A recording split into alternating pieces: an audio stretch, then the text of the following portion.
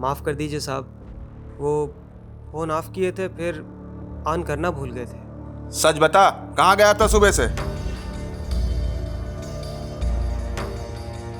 साहब वो यूपीएससी का एग्ज़ाम था तो वही देने गए थे। एमएलए के घर का नौकर अब कलेक्टर बनने का शौक पालेगा। साहब अम्मा को बता के गए थे साहब। देखो, गरीबी में इतने बड़े सपने देखना बुरी बात नहीं है, लेकिन सपनों के चक्कर में काम से मक्कारी करना बहुत बुरी बात है। इसलिए फालतू का टाइम वेस्ट करना छोड़, अपने काम पर ध्यान दे। ठीक है साहब। सुन, सचिन खाना बनाकर रख गया है, अम्मा को खिलाकर तुम भी खा लेना। मेरी मीटिंग है, मैं खाकर लेट आऊंगा, तब तुम जाना घर से। कलेक्टर बनेगा।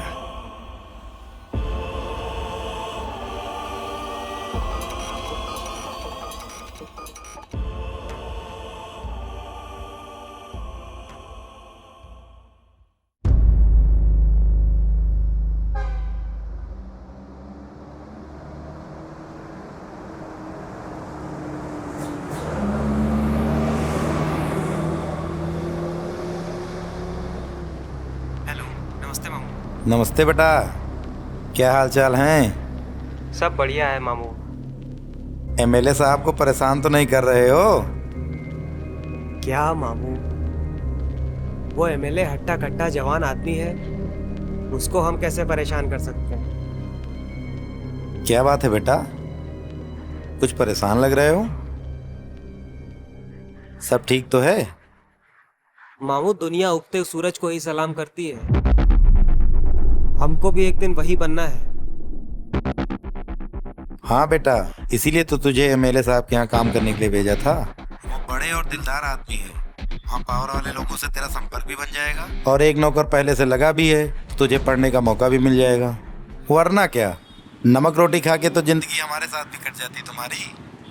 पापा की बहुत याद आती है मामू।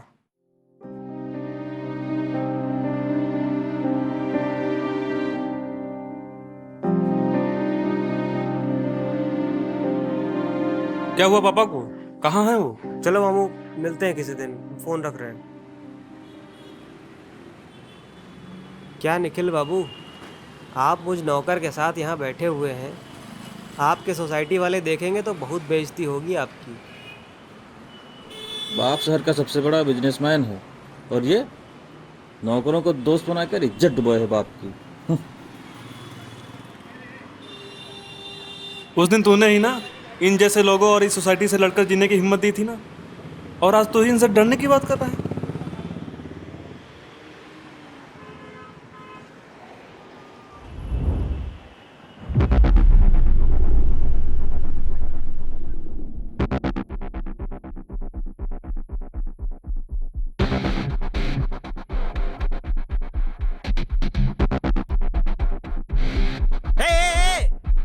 अंधा है क्या? तुझे पता है तेरी इस हरकत की वजह से तेरी जान भी जा सकती थी। जिंदा रहकर ये जिंदगी काटना मर जाने से ज्यादा कठिन है दोस्त। मैं जिंदगी से हार मान लेने वालों को दोस्त नहीं बनाता। दुश्मनों को मौत के मुंह में जाने से रोका भी नहीं जाता।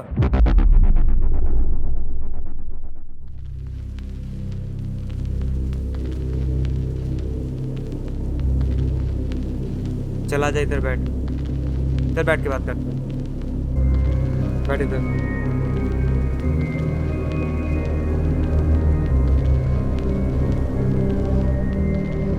शक्ल से तो अमीर घर के ही लगते हो, बस खाली अकल से ही पैदल हो।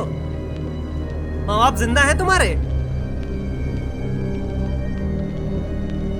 तेरे मर जाने से तुझे तो राहत मिल जाती, लेकिन अभी तक जो तेरे माँ बाप जिंदा हैं उनका क्या? वो तो जिंदा लाश बन के रह जाते ना। लेकिन तुझे क्या पता, बिना पता इंसान के दुनिया छोड़ जाने का दर्द। तुम्हारे जैसी अच्छी जिंदगी हर किसी को नसीब नहीं होती ना।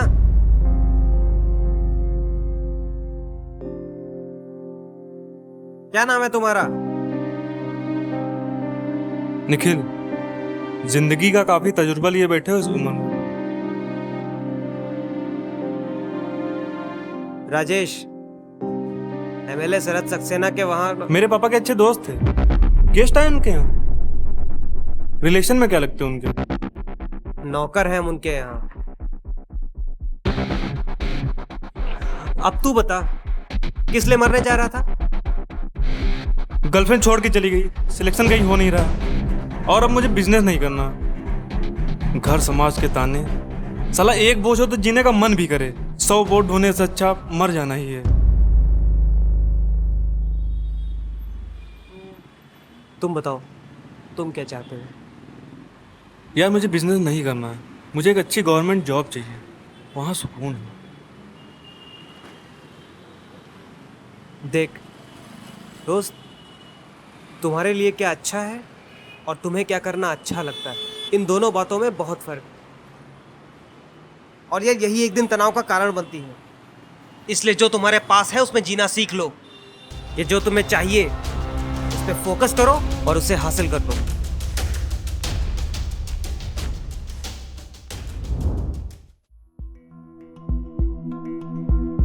चल अब बता, तेरे पापा कहाँ हैं और तू है कौन? और यार यहाँ एमएलए के यहाँ नौकरी करने कैसे आया?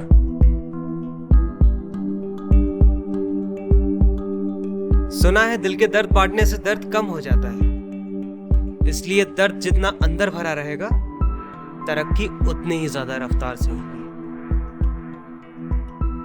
और निखिल, मुझे तरक्की बहुत जल्दी चाहिए। भाई तू कौन सा टॉनिक पीता है जो तू 24 घंटे मोटिवेट रहता है?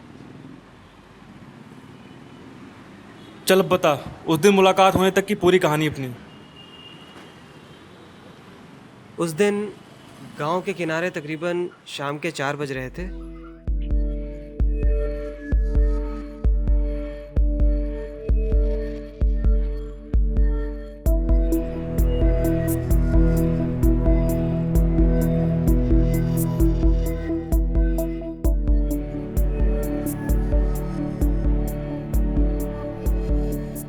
कैसे पैदा हो जाते हैं हमारे गांव में ऐसे मक्कार लोग।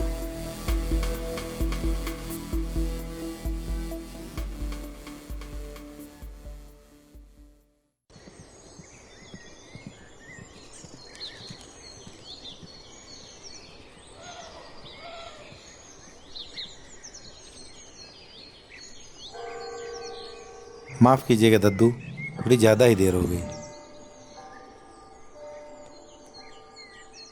लखन यार, कम से कम तुम तो समझो, मैंने कुछ नहीं किया है।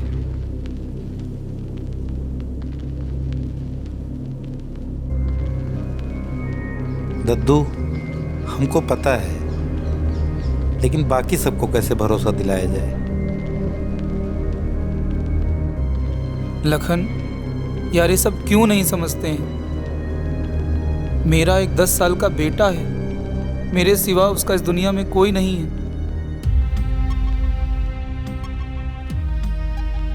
तुम खुद सोचो भला, ये सब मैं कैसे कर सकता हूँ?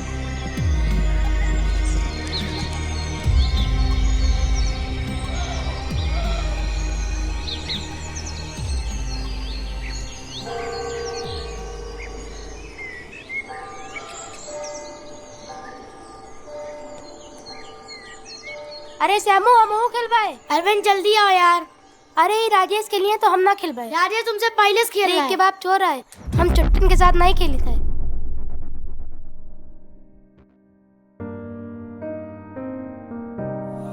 बेटा राजेश, यहाँ आओ।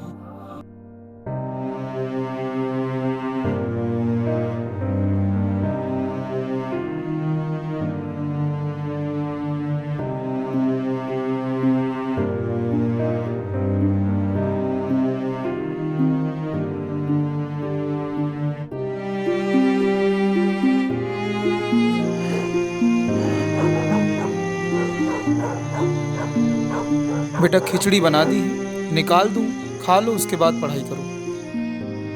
आपके साथ ही खाऊंगा पापा।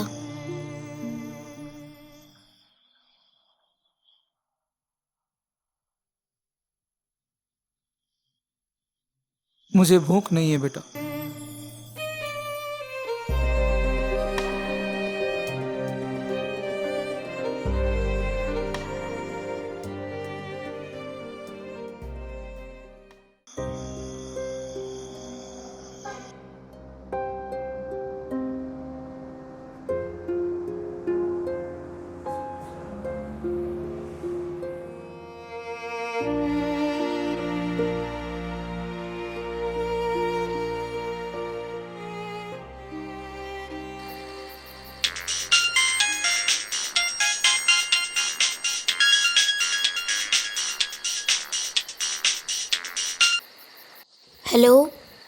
बेटा लखन बोल रहा हूँ। पापा कहाँ हैं? मामू मेरे पापा को क्या हुआ है? क्या हुआ बेटा? हम मिले तो थे सुबह, तब तक तो बिल्कुल ठीक थे। नहीं मामू, मेरे पापा कभी खाने से नाराज नहीं होते थे। आज उन्होंने खाना ही नहीं खाया। कुछ बात तो है मामू, आप उनसे इस बारे में एक बार बात जरूर कर लीजिएगा मामू। तुम परेशान ना हो बेटा, मैं पूछता हूँ। पापा को फोन दो। पापा पापा, लखन मामू का फोन है।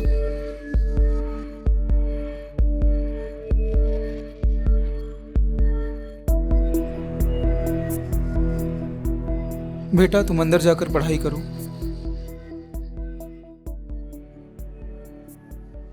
हेलो।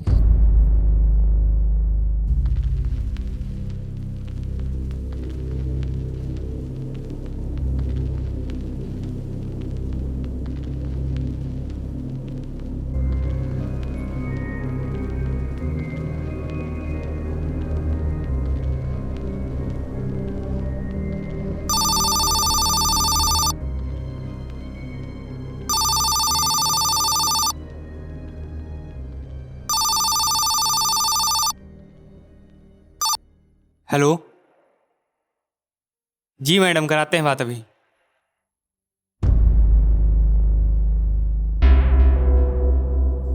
साहब साहब आपके लिए फ़ोन है। साहब आपके लिए ज़रूरी फ़ोन है।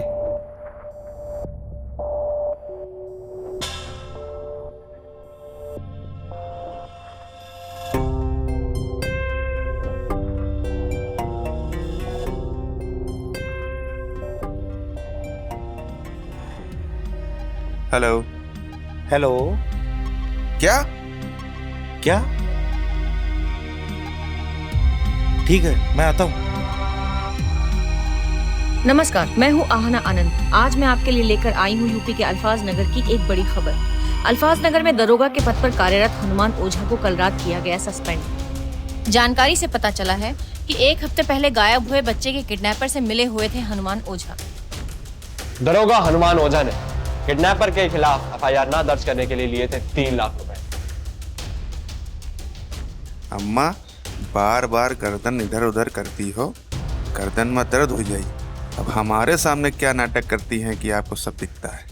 हमको तो पता ही ये सब आपको नहीं दिखता है।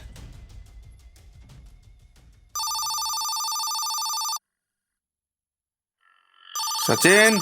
आया साहब।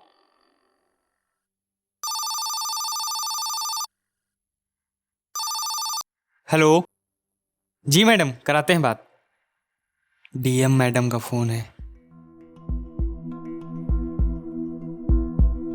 हेलो।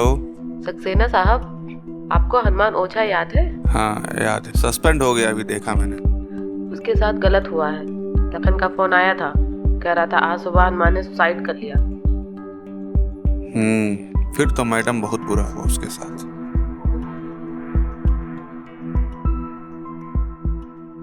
पापा पापा आपको क्या हो गया है? पापा पापा आपको क्या हो गया है? पापा पापा पापा पापा पापा पापा वापस आ जाओ ना। हटो जरा, भीड़ खाली करो।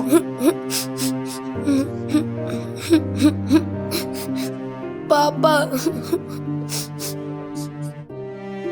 पापा पापा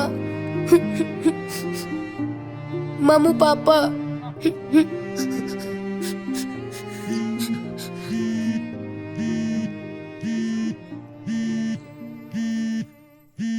भेज रहा।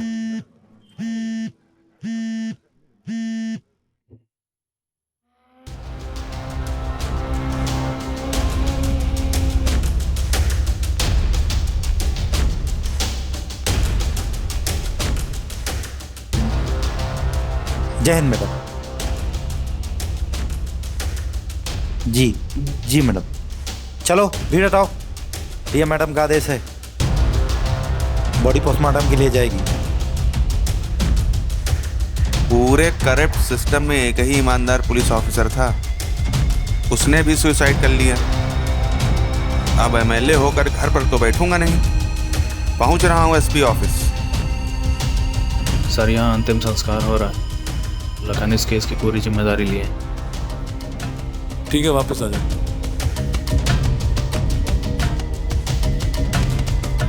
गाड़ी तेज चलाओ और मुझे वहां छोड़कर तुम हनुमान के गांव निकल जाना। पहुंच रहा हूं।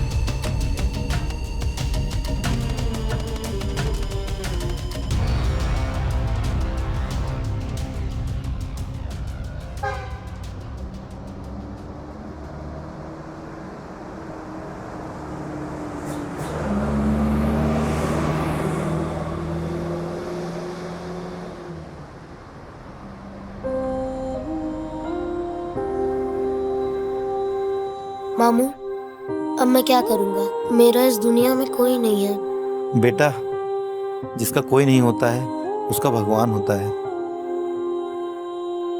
ऐसे टूटते नहीं बेटा। तुम्हारे पापा तो हमेशा यही कहते थे कि मेरा बेटा बहादुर है, बड़े होके उनका नाम रोशन करोगे। मामू, मैंने आपसे कहा था ना कि मेरे पापा परेशान हैं। अब तो सच बता दीजिए कि उन्हें क्या हुआ था। मेरे पापा इतने कमजोर नहीं थे कि वो जरा सा परेशान होके खुदकुशी कर ले। बेटा, ये सब बातें छोड़ो। अभी हम दोनों कुछ नहीं कर सकते। तुम केवल अपनी पढ़ाई पर ध्यान दो। भविष्य में जब तुम कुछ बड़ा बन के मेरे पास आओगे और मुझे लगेगा कि तुम अपने पापा के लिए कुछ कर सकते हो, तभी मैं तुमसे दद्दू के बारे में कुछ बात करूंगा। बेटा, मैं तुम्हें एक बड़े आदमी के पास ले चलूंगा। वहाँ तुम छोटा मोटा काम कर लेना और अपनी पढ़ाई भी पूरी कर लेना।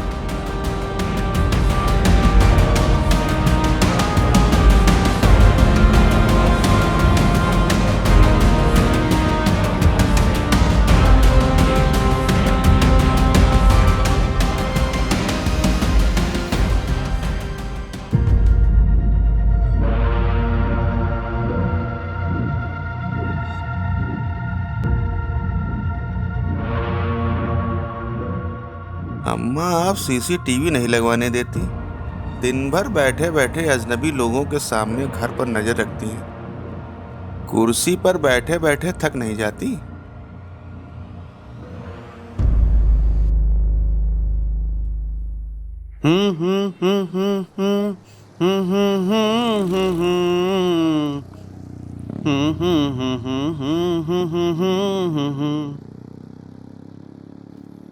राजेश, यहीं रुको, हम साहब को बुलाते हैं। साहब को क्या बुलाते हो? हम यही काम करते हैं। तुम इतने दिनों के बाद आ रहे हो, इतने दिनों से छुट्टी पर थे। साहब बहुत भड़क रहे थे, कह रहे थे काम से निकाल देंगे। नमस्ते। नमस्ते साहब। कहाँ रह गए थे राजेश? एक हफ्ता बोल के गए थे, 15 दिन बाद आ रहे हो। साहब वो फसल कटने का समय है, इसलिए थोड़ा टाइम लगता है। ये तुम्हारा पर्सनल मैटर है। जाओ चाबी लेके आओ। नेता हम हैं, बेवकूफ बनाना हमारा काम है। और तुम कब से हम ही को बनाए जा रहे हो? याद है 10-12 साल के बच्चे थे जब लखन तुम्हें यहाँ लेकर के आया था। यही सोच के रख लिए कि बच्चे हो कि तुम्हारा नाम और भविष्य किसी चाय की टपरी पे छोटू के नाम में ना तब्दील हो जाए। साहब, मुझे भी चलना है साथ।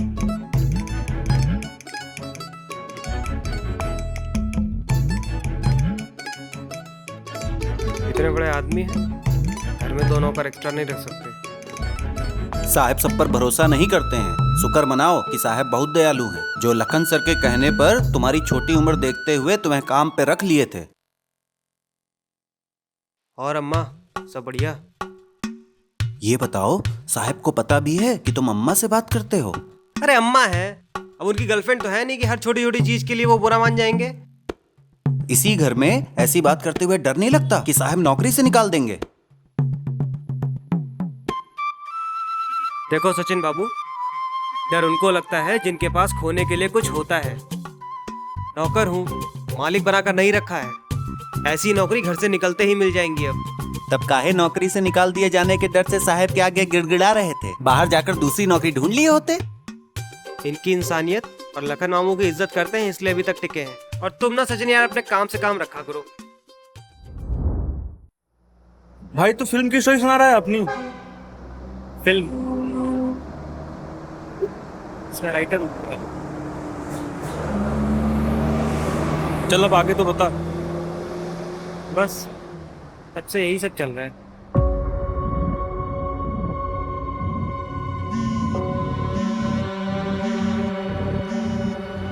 जय हिंद मैडम।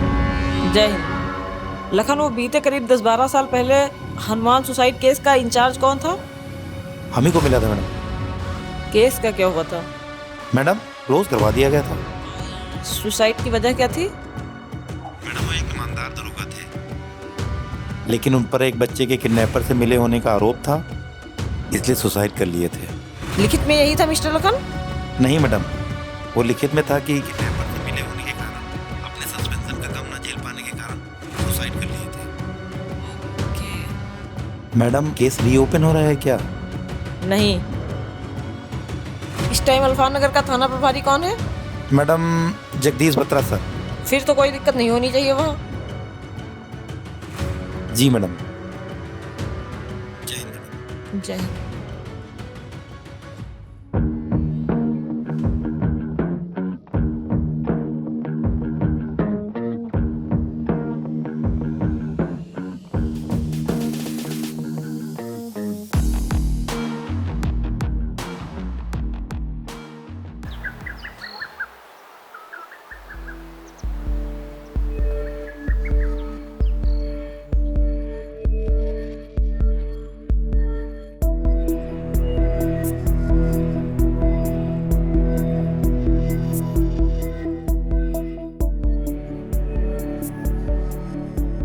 राजेश एक कप चाय लाना।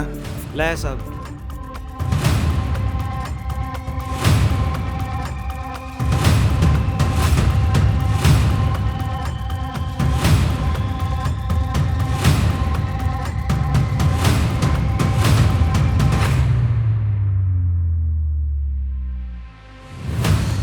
पापा आपकी यही हालत देख कर मैं बिजनेस करने से दूर भागता हूँ। आज कोचिंग से जल्दी आ गए थे क्या? हाँ 15 मिनट पहले ही आ गए थे। 2 साल का मौका दिया है, तैयारी कर लो, फिर तो बिजनेस से संभालना है तुम्हें।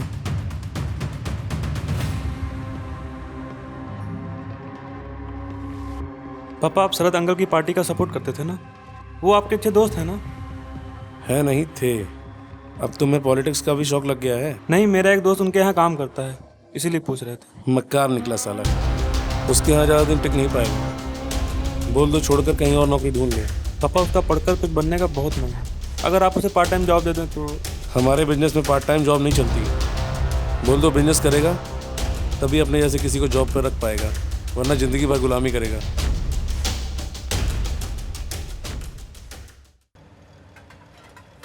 राजेश कप ले जा।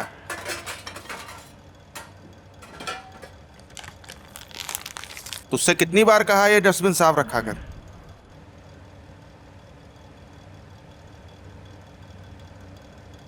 साहब गाड़ी साफ करके तैयार हैं हम। साहब साहब आज रात तक रुकना है क्या? नहीं, अम्मा को खाना खिला के चले जाना, फिर 7 बजे तक आ जाना। ठीक है साहब। साहब आप कहीं जा रहे हैं अभी?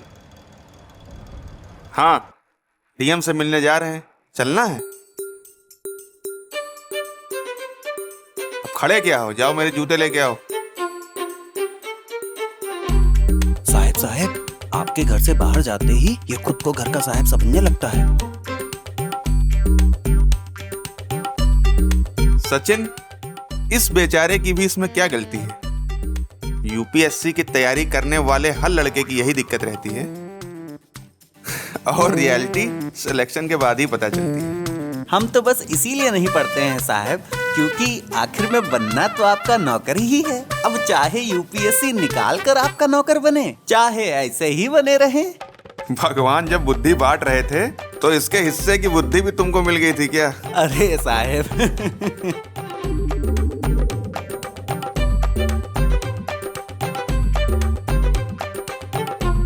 और वो सुनो, ग्लास भी साफ करके रख देना।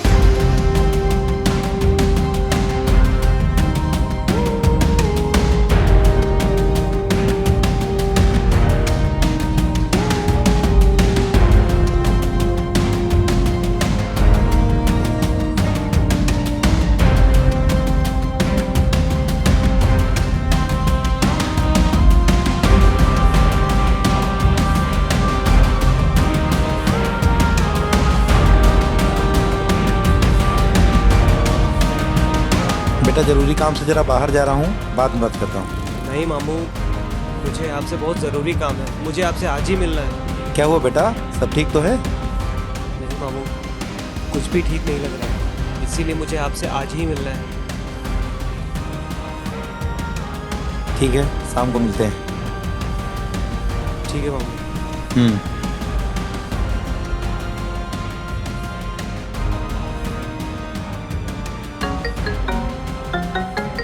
निखिल, तुम्हारा फोन बज रहा है।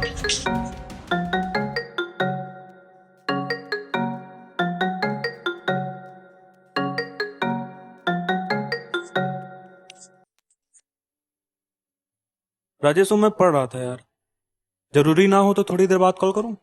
यार तुम वो कह रहे थे कि तुम्हारे पापा एमएलए के अच्छे दोस्त हैं, तो यार वही एमएलए के बारे में कुछ बात करनी थी। कल मिलके बात करते हैं। ठीक है, लग रहा है तुम्हारे पापा तुम्हारे साथ हैं। हाँ ठीक है, कल शाम को मंदिर में मिलते हैं। ठीक है, बाय बाय।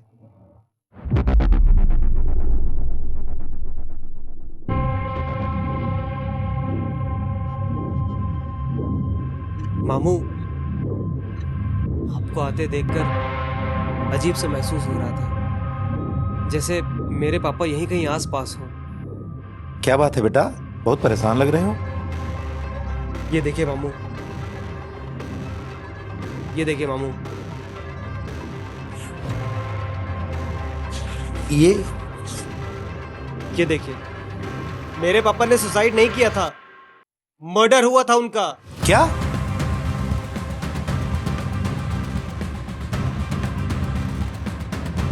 ये सब कहां से मिले तुझे? एमएलए के डस्टबिन से।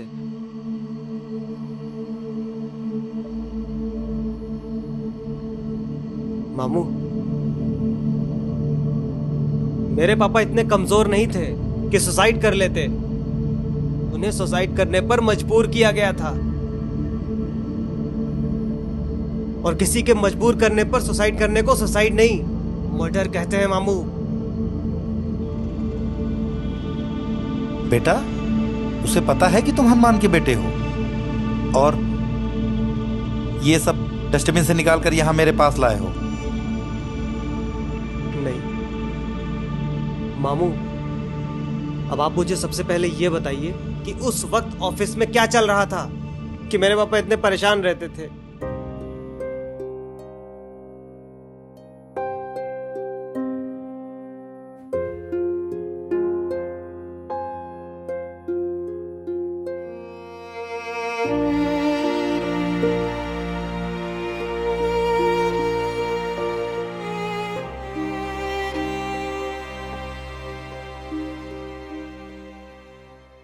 बेटा, ये फोटो और हनुमान दद्दू के कागज जो ऑफिस में होने चाहिए थे, वो एमएलए शरद के यहाँ कैसे पहुंचे, ये तो मुझे नहीं पता। हाँ, लेकिन अब लग रहा है कि कुछ तो गड़बड़ है। मामू, आप मुझसे बिना कुछ छिपाए उस समय की पूरी बात बता दो, बाकी सब तो मैं पता लगा ही लूंगा।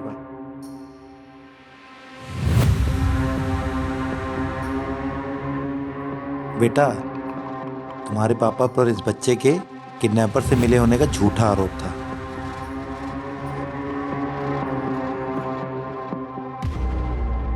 नहीं, ऐसा नहीं हो सकता।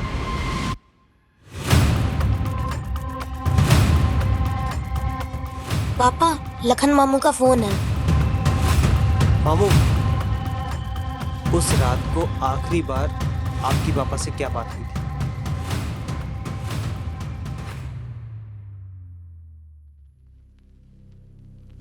बताइए मामू।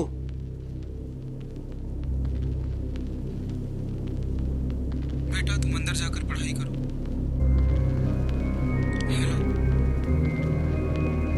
हाँ दद्दू, ऑफिस के कुछ हालचाल सुने हो?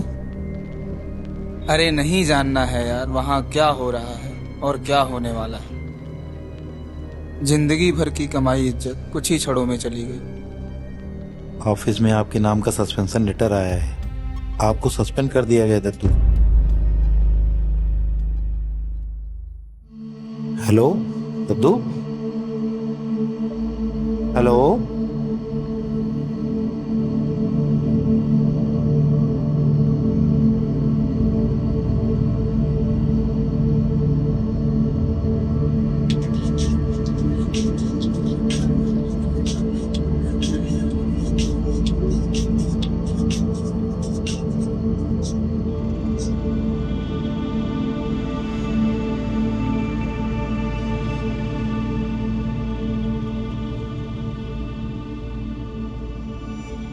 बेटा, मैं पता लगाऊंगा किसकी चाल थी दद्दू को फंसाने में।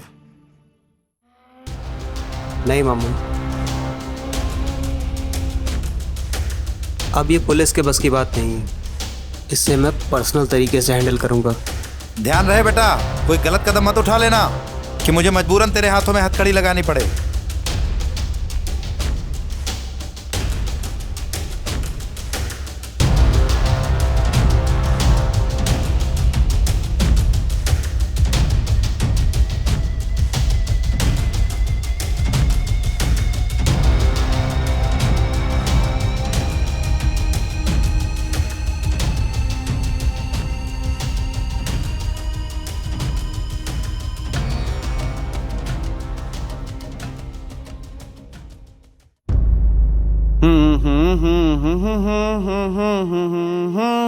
राजेश, तुम्हारी चाय नहीं बनी, हम सारे मटर छील डाले हैं। जल्दी जल्दी हाथ चलाओ।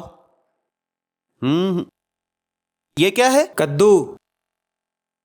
यू ससुरा बहुत बोले लाग है।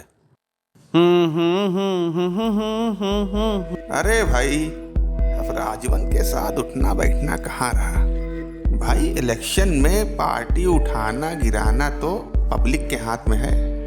अब 2-3 बार से पब्लिक की मेहरबानी हम पर बनी है, तो क्या ही किया जाए।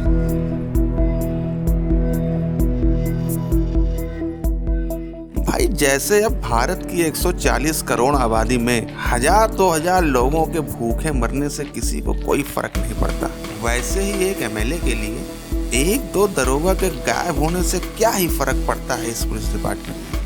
मतलब मेरे पापा इन जैसे दैत्यों के हाथों के भी शिकार हो सकते हैं।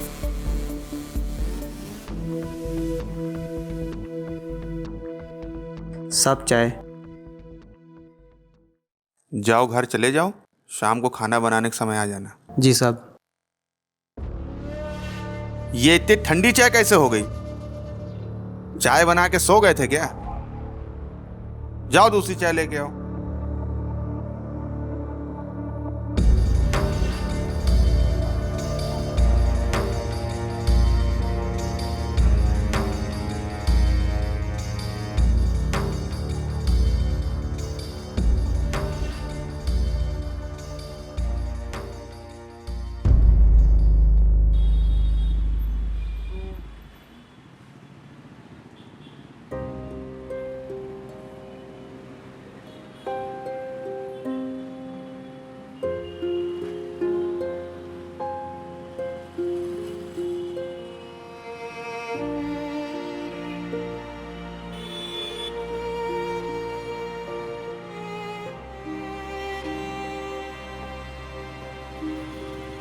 लेना। मन नहीं यार।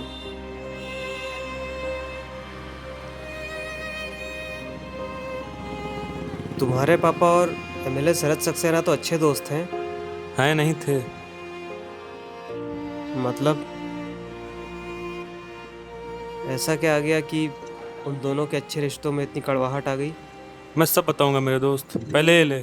खाने से नाराजगी नहीं करते।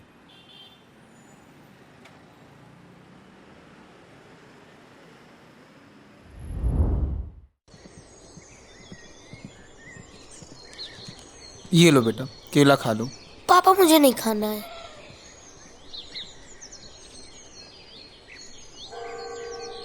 बेटा खाने से नाराजगी अच्छी नहीं होती है। किताब के लिए गुस्सा हो, सुबह चलना साथ में, ले आएंगे चल के।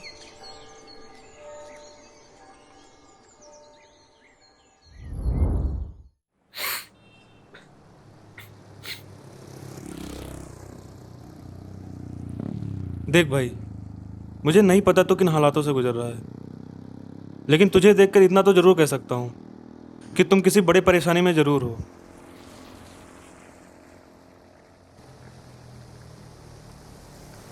करीब 10-12 साल पहले की बात है। एमएलए अंकल इलेक्शन जीतने के लिए मेरे पापा को धोखा देकर इलेक्शन तो जीत गए थे, लेकिन उस दिन मेरे पापा को हार गए थे। कैसा धोखा? शरद, तुमने ठीक नहीं किया है, बिल्कुल तुमने धोखा दिया है मुझे। अरे साहब, कैसा धोखा? आप अपने गिरेबा में झांक कर देखिए कि खुद कितने गिरे हुए हैं आप। कैसे आदमी हैं? धंधे और राजनीति के चक्कर में अपने मरे हुए बेटे के किडनैप की एफआईआर करवा दिए। लेकिन आपने मुझसे वादा किया था इसमें किसी की जान नहीं जाएगी।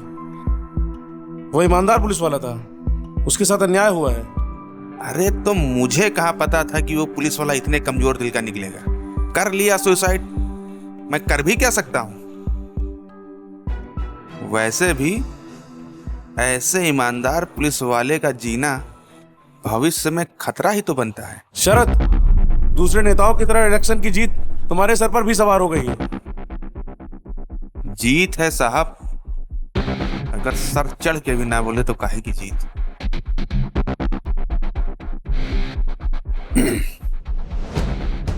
और हाँ साहब, पुलिस थाने के चक्कर में मत पड़िएगा। एमएलए हूं यहां का। जितने हम गुनहगार हैं उतने ही आप। आपका अपने ही धंधे में खरा उतरना मुश्किल कर दूंगा। वैसे भी आपका एक लड़का भी तो है। धमकी दे रहा हो मुझे? निकल जाओ मेरे घर से। मित्र थे, एक सलाह देके जा रहे हैं कि ईमानदारी और न्याय का भूत अगर सर से उतर जाए तो एक बार फिर हमें ज्वाइन करने आ जाइए।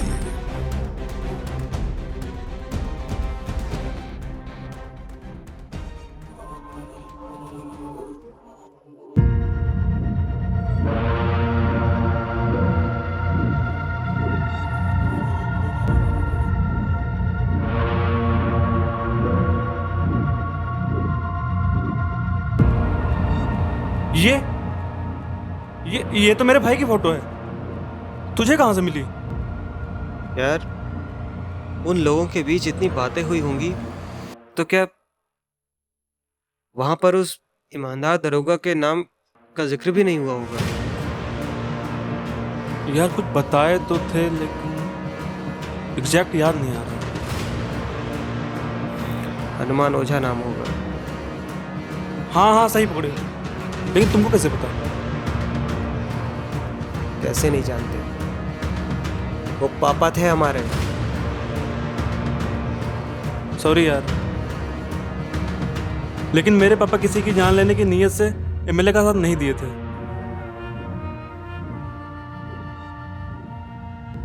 देखो, एमएलए को इस बात की भनक नहीं लगनी चाहिए। और हाँ, ये सब चीज़ें पापा से अपने शेयर मत करना यार। ठीक है भाई, लेकिन याद रखना, एमएलए के बुरे कामों में साथ देने वाला आदमी मेरा बाप ही था। और हाँ, जैसे तूने मुझे एक नई जिंदगी दी है, बस वैसे ही एक बार मैं अपने पापा के लिए तुझसे विनती करता हूँ।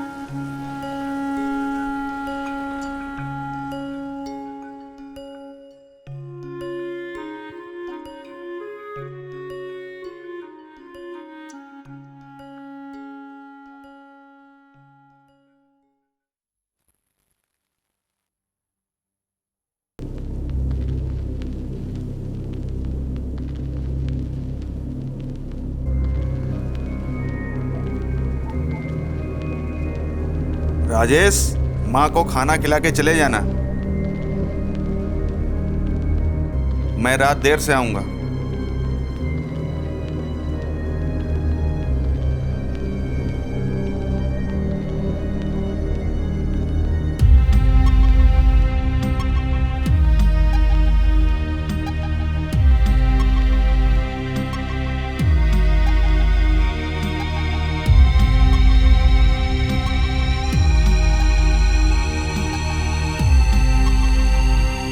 मुझे मारने से तेरा कोई मतलब हल नहीं होगा। बाप का बदला लेना है तो शरद सक्सेना को मार। अम्मा, आप गूंगी नहीं है? और आपको ऐसा मेरे बारे में कैसे पता चला?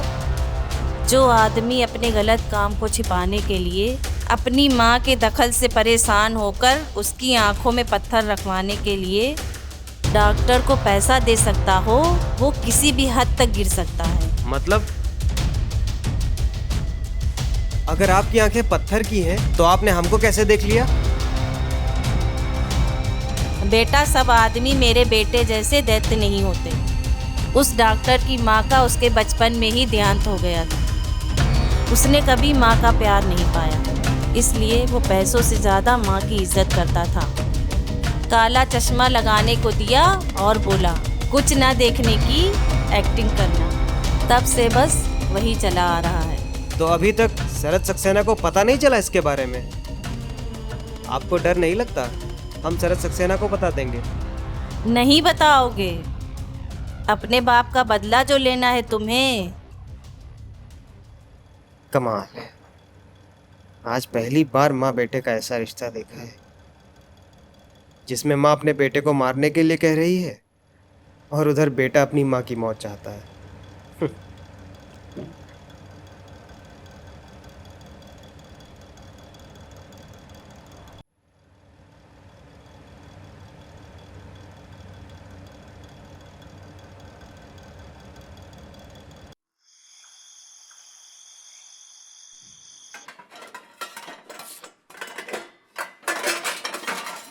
राजेश।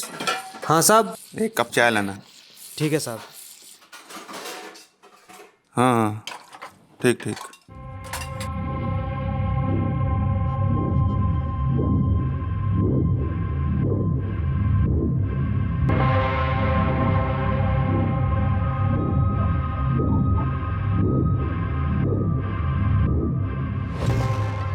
हाँ, चाय पीकर आता हूँ।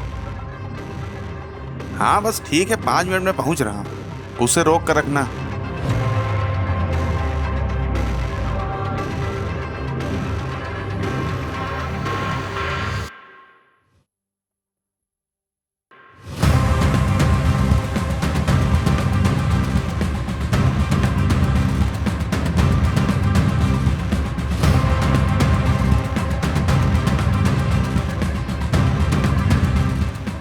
राजेश, ये चाय जूठी नहीं है, इसको माँ को दे दो।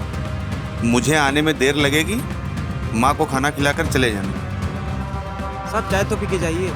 अरे ये सीएम वीएम के चोचले बहुत होते हैं, एक बार निकल जाएंगे फिर मिलेंगे नहीं। सब 2 मिनट लगेगा। अब चाय खत्म कर लीजिए फिर जाइए।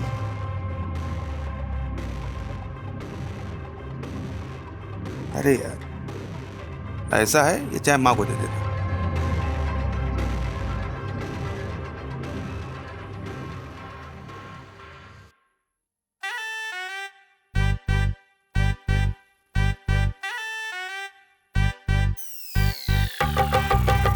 अम्मा, आपके बेटे बोल के गए हैं कि ये चाय आपको पिलाते। अपने जमाने में हिंदी फिल्में हमने भी बहुत देखी हैं। जा, ये जहर वाली चाय फेंक और फ्रेश चाय बना ला मेरे लिए।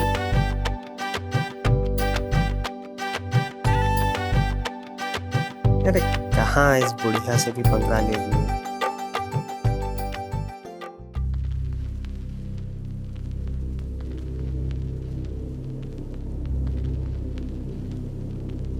मैं उसे मार डालूंगा मामू।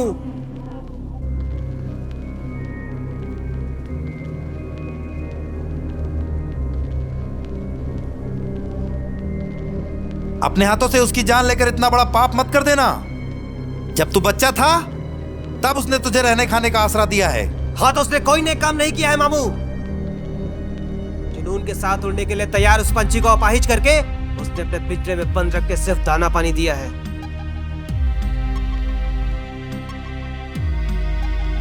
बेटा, जोश में नहीं होश में रहकर काम करने की जरूरत है। अरे तो क्या करूँ मामू, उसे छोड़ दूं? बाप के कातिल को छोड़ दूं?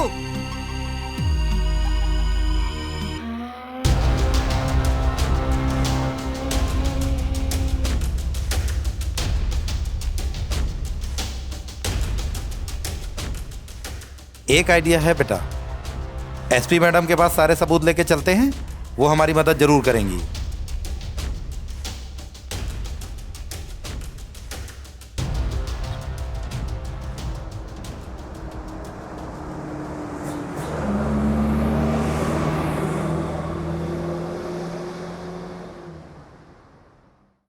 मे आई कम इन मैम? कम इन। जय हिंद मैडम। जय हिंद। यहाँ कैसे आना हुआ लखन? वो राघवेंद्र बता रहा था बहुत जरूरी काम है। जी जी। बैठिए प्लीज। Thank you madam. कहो क्या बात है लखन?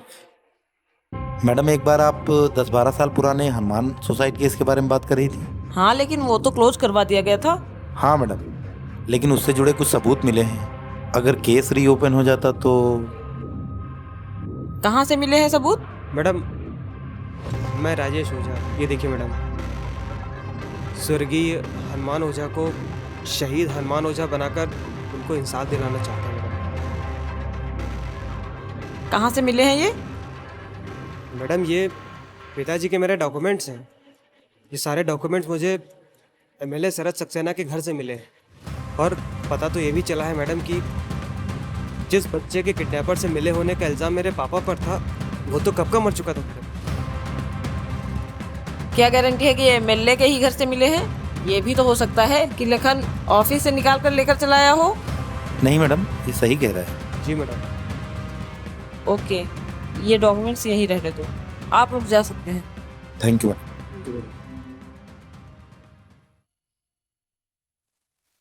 मैडम सत्य परेशान हो सकता है, पराजित नहीं।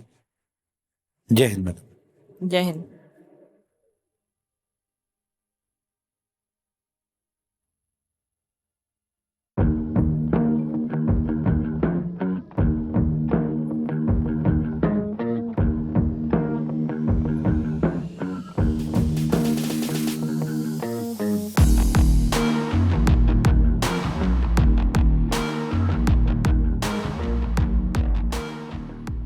साले आस्तीन के सांप, मेरी बिल्ली हमी से मैं आऊं? तू मेरी कंप्लेन करेगा? तुझे मालूम है पूरे अल्फाज नगर का एक भी पत्ता मेरी मर्जी के बगैर नहीं हिलता। फिर तू इस करप्ट सिस्टम से क्या उम्मीद करता है? हाँ, मैंने ही तेरे बाप को सुसाइड करने के लिए मजबूर किया था, और अब तुझे अपने बाप के कातिल की सेवा करने को मजबूर करूंगा। शरद सक्सेना, अब तू खुद को बर्बाद होते देखेगा और मैं तुझे बर्बाद करूंगा। अब मुझसे जबान लड़ाएगा? सचिन! आया साहब।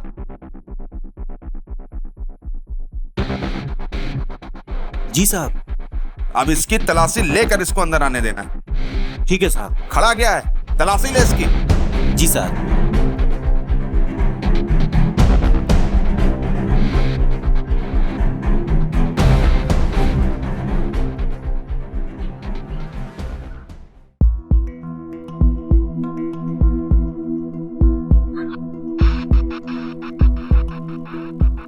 ए आस्तीन के सांप, चाय बनाकर लेकर आ, और हाँ, उसमें अपना जहर मत उगल देना।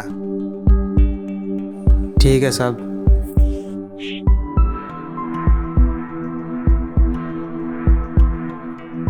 इस नरक से निकलने का बस एक ही तरीका बचा है।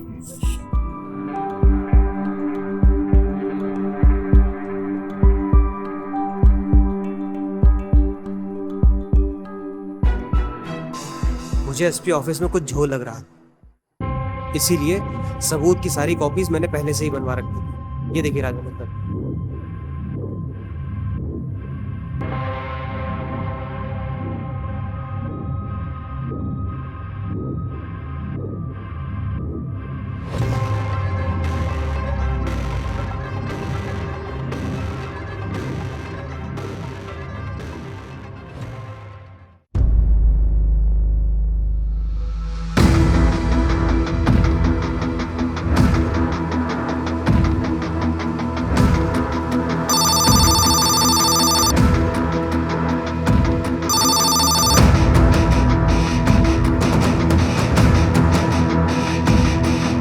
ठीक है अंदर।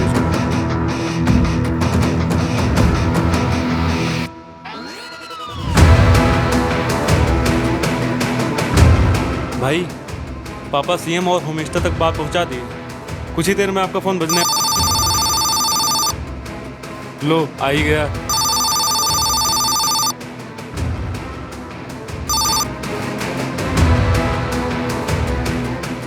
बोला था ना तुझे बर्बाद कर दूंगा। मेरे टुकड़ों पर पलने वाले साले 2 कौड़ी के डीएम, तुझे मेरी पहुंच का अंदाजा नहीं है। ए एमएलए, अपने शब्दों को ऊंचा उठाइए, आवाज को नहीं। अब तो तुझे पता चल ही गया होगा कि हर यूपीएससी क्रैक करने वाला बच्चा नेताओं के तलवे नहीं चाटता। कुछ मेरी तरह अड़ियल भी होते हैं जो अपने हक के लिए उनके बराबर खड़े होकर मुकाबला भी करते हैं। ए, मुझसे दुश्मनी बहुत भारी पड़ेगी तुझे। आवाज नीचे। वैसे खुशखबरी है तेरे लिए, वो एसपी संध्या साहू के सस्पेंड होने में अभी पूरे 24 घंटे बाकी हैं। रोक सके तो रोक ले। ए डीएम, तू अपनी औकात से ज्यादा बोल रहा है। मैं कोई ऐरा गहरा एमएलए नहीं हूँ। सीएम से लेकर होम मिनिस्टर पीएम सबके साथ उठना बैठना है मेरा। ऐसा सक्सेना, दुर्भाग्य अपना तांडव दिखाने से पहले अपनी एक झलक जरूर दिखाता है। आज से तेरी उल्टी गिनती शुरू।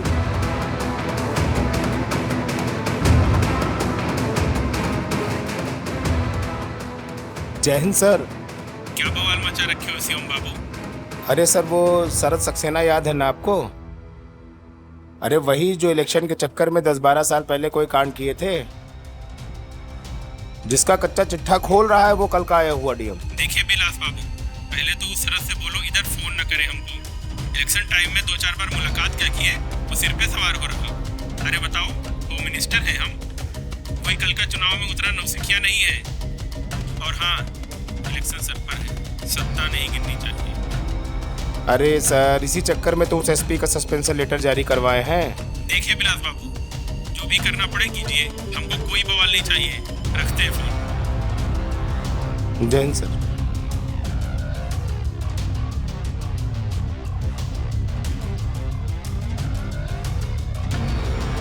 जय हिंद सर।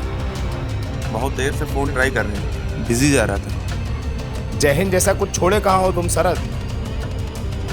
तुम्हारे लिए होम मिनिस्टर से बात कर रहे थे, बहुत गुस्से में हैं। दोबारा उनको फोन मिला मत देना। सर, 3-4 बार से सबसे ज्यादा सीट हमारे यहाँ से निकलती है। अगर हम बैठे तो चुनाव निकाल नहीं पाएंगे साहब। अरे उस बुढ़वे होम मिनिस्टर का दिमाग तो ठंडा हो जाने दो भाई, तभी तो तुम्हारे लिए बात करेंगे। अब जो जितना ऊपर बैठा है उसके उतने ही गर्म मिजाज। अब तुम अपने आप को ही ले लो। जब तुम एमएलए बने थे तो तुम्हें क्या जरूरत थी उस रजवंत और उस दरोगा से भिड़ने की? अगर भिड़े भी थे तो उसके लड़के को भी निपटा देते लगे हाथों। अरे सर, जो हो गया सो हो गया, आगे का देखिए। बात कीजिए होम मिनिस्टर से। इंतजार करते हैं फोन का। जय हिंद सर।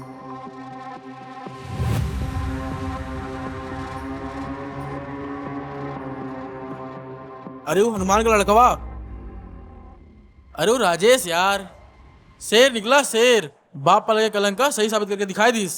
अरे आजकल चुनाव जीते खातिर हमका तुमका शिकार बना ले, ई विधायक एमएलए। सही कहो भैया।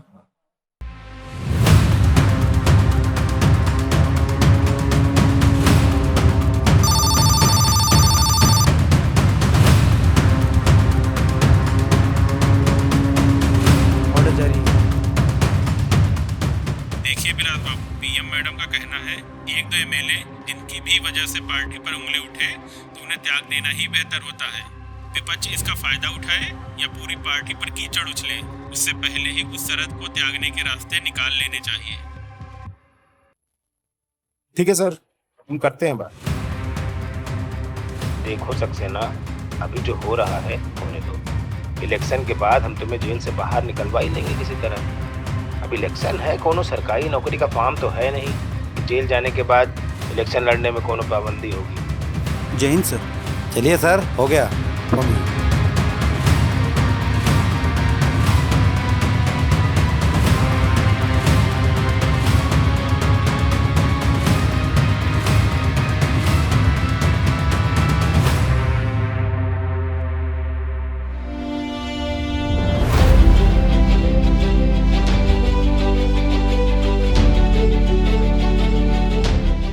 अल्फाज नगर की सबसे बड़ी खबर।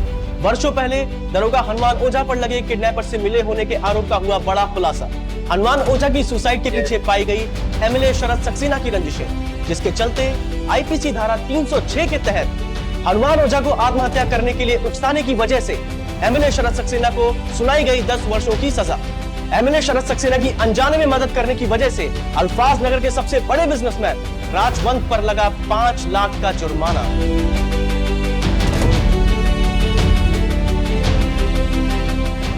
देखा लखन, मैंने तुमसे कहा था ना, मेरा बेटा बहुत बहादुर है, एक दिन मेरा नाम जरूर रोशन करेगा।